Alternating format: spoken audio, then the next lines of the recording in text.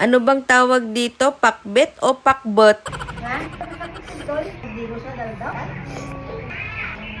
Pupunta lang saglit ng palengke, kulang na lang sumama buong angkan o kasya palima dyan, maikiusog na lang. Dumaan muna kami sa bilihan ng isda, masama ata loob nung tilapia kasi nalampasan siya. Sorry na lang, bangus ang trip namin ihawin mamaya. Nag-crave nga ang mga constituents sa lutong pakbot ni Inang, kaya lumipad agad ang team sa bilihan naman ng gulay. Natatawa nga kami dito, tatawad sana kami kaso di namin alam ang tawad sa Ilocano, kaya umalis na lang kami. Umuwi rin naman kami agad kasi magtatanghali na. Hirap pa naman balatan ng kalabasa, lalo na kung yung kutsilyo mo mapurol na. Isa sa pinakaayaw ko pa naman magbalat ng kalabasa, kaya nilabas ko na lang yung tornado map ni Inang para kunyari meron akong ginagawa. 2 months ago na na-deliver to, hanggang ngayon hindi pa pala nila na-unblocking. Sabi ni Mama, sakto daw, kakawalis lang niya, pwede ko na daw i-testing. Sabi ko, hala, ako na nag-disassemble, ako pa magte-testing. Ang ending, pinasa ko na lang sa kapatid ko yung utos ng mama namin. Dito na lang pala ako sa kusina.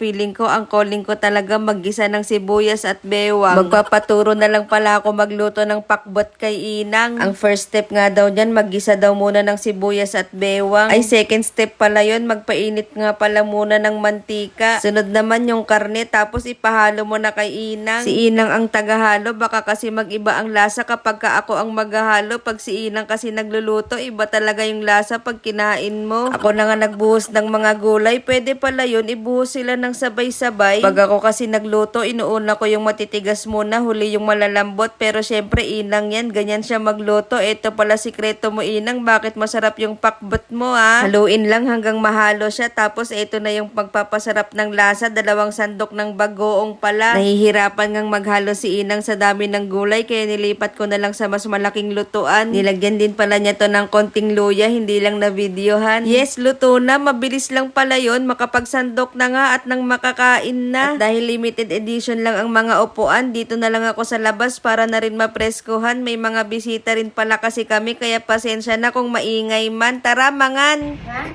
Kung meron na ito yung sakit ito, kumanta kami. Tumaya pa? Hindi ko sana. Kumpagtan? Kumpag di ko siya daldaw, sampai talatan. Ada mahal dia pangminggu. Isa, daya peran.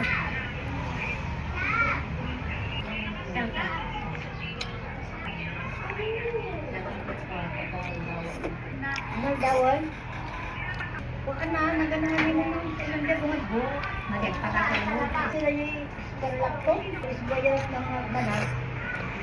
Nakatulog pala ako. Pagising ko, may nagmumukbang na pala ng bayabas dito. Hinahanda na pala nila yung iihawing bangus dahil walang nabiling foil. Kumuha na lang si Papa ng dahon ng saging. Pupunta nga pala kami sa ilog para sana maligo habang nagiinom ng vitamin gin. Napagdesisyonan na nga na dito na lang sa bahay ihawin para pagdating sa ilog, kain na lang ng kain. Eh kaso umulan, di kami natuloy. Buti na lang nandito si Bini para mag-entertain sa amin. Wow!